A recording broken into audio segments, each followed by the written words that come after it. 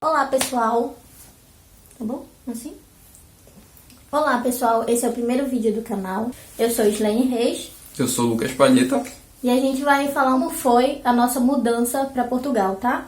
Como foi tanto a partir do Brasil quanto aqui agora, viver, estudar e trabalhar. Primeiro, a primeira questão foi por que sair do Brasil, né? O que nos levou a escolher um outro país para morar? Primeiro, violência. Acho que a grande parte das pessoas que pensam em mudar de país, né, tem os seus motivos, mas principalmente foi a violência. Segundo, poder de compra. Acho que o terceiro seria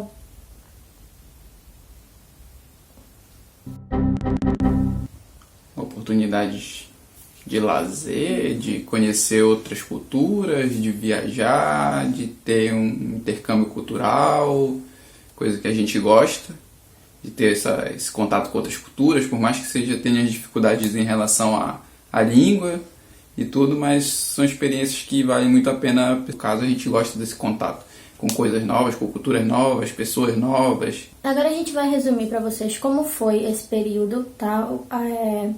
Como a gente chegou, né, em Portugal como o nosso destino.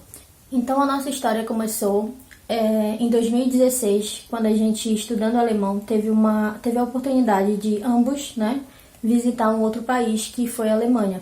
Que foram em períodos diferentes isso, porém eu acabei indo antes, eu tenho conhecidos na Alemanha, mas nesse período assim,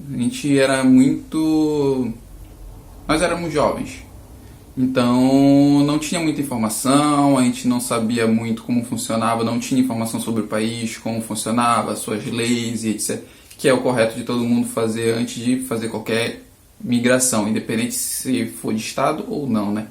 E uma coisa importante de falar é que naquela época essa foi a nossa primeira viagem, então a gente não tinha nem feito viagens interestaduais. A nossa primeira viagem já foi uma viagem internacional. Nunca tinha saído nem do nosso estado, aí já a primeira viagem totalmente sem experiência, já foi para sair do país. E para não ficarem pensando que a gente tem família, que tem dinheiro e tudo mais, a gente vai explicar para vocês. A gente trabalhou durante dois anos. A gente estava juntando dinheiro, mas principalmente a gente saiu das empresas que a gente estava, então com o dinheiro que sobrou, né? De rescisão. Tudo mais, fundo de garantia, empréstimo também. Sim, aí que a gente conseguiu ir. E foi uma coisa tão inconsequente às vezes, hoje em dia eu diria inconsequente, porque a gente foi com pouco dinheiro e dependendo de outras pessoas. Né? Que é o mais difícil e assim... Eu não aconselho pra ninguém. A gente não aconselha pra ninguém. Você pode ter amigos, você pode ter familiares, mas sempre tenha como caminhar sozinho. O que a gente está tentando dizer é que tudo bem se outras pessoas te ajudarem, tudo bem, mas você, caso dê alguma coisa errada, né? Caso dê alguma coisa errada, você tenha meios de se manter sozinho, de ir atrás de informação sozinho, né? De procurar ajuda sozinho, tá?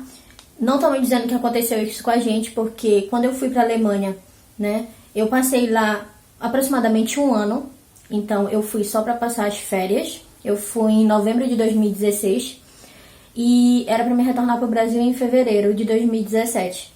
Acabou que eu fiquei na Alemanha, o meu tio assinou o meu visto, tá? O que demorou muito até a chegar. Só que aí lá eu percebi, pesquisando, tá? Depois de estar lá, que eu não teria, com o visto de estudos, como reagrupar algum familiar, tá? Sendo o Lucas ou qualquer outra pessoa. O visto de estudo na Alemanha não te dá esse direito. Como o Lucas estava no Brasil e eu fiquei na Alemanha, a gente tomou uma decisão em relação a isso, se a gente realmente queria ficar junto ou não e o que a gente ia fazer depois disso. Então, nesse período que eu estava na Alemanha, eu comecei a pesquisar, tá, sobre países que eu conseguiria ou trabalhar ou estudar e que me dessem direito ao visto, né, legalmente. Então, sem depender de ninguém, principalmente, entre aspas, né, que às vezes sempre a gente acaba dependendo para alguma coisa aqui, mas no geral, sem precisar de alguém que te bancasse, que fosse totalmente responsável, que você precisasse de alguém para fazer todas as suas coisas. Que a Alemanha é complicada nesse sentido, que tudo o tio dela tinha que assinar, então ela não conseguia fazer as coisas sozinha. Coisa que é diferente em outros países, principalmente em Portugal, que é por isso que a gente está aqui. Vai dar mais informação sobre isso também nos próximos vídeos e etc. Então, o que eu fiz, e é uma dica que eu vou dar para quem pretende vir para Portugal e que pretende estudar aqui, tá? No caso de estudar. Então, na Alemanha, tá? Enquanto eu estava no processo de pesquisa, eu achei informações que, como estudante em Portugal, você conseguiria vir com o visto e ter direito ao reagrupamento familiar. Então, o segundo passo foi pesquisar as universidades que, na época, aceitavam a nota do Enem, tá? Ainda não eram todas. Então, eu fui pesquisar sobre as universidades, sobre os cursos, e daí eu encontrei 3 universidades, tá? Dessas 3 universidades foi Açores, que a candidatura era 50 euros, foi Aveiro, que a candidatura era 80 euros, e o Porto, que é a Universidade do Porto, que a candidatura foi 100 euros. Eu me inscrevi nas 3, mas eu não consegui pagar as 3 porque eu não trabalhava lá, então eu não tinha dinheiro. E a minha prima pagou para mim a de Açores, que era mais em conta, de 50 euros. E eu fiz a candidatura nessas universidades só para ver se eu teria possibilidade de passar. E como seria esse processo de candidatura? Porque, mesmo pesquisando muito, eu não tinha encontrado as informações de como eles faziam esse processo de avaliação. Eu resolvi participar desse processo seletivo, tá? Para começar uma outra etapa, que era o planejamento. Depois dessa candidatura em Açores, eu tive que aguardar mais ou menos um mês. Eu passei na universidade e voltei para o Brasil. Chegando no Brasil, eu fui para minha cidade, Belém. Lucas estava lá na época, que a gente ficou separado durante esse período. E ele recebeu uma proposta de trabalho para Santa Catarina.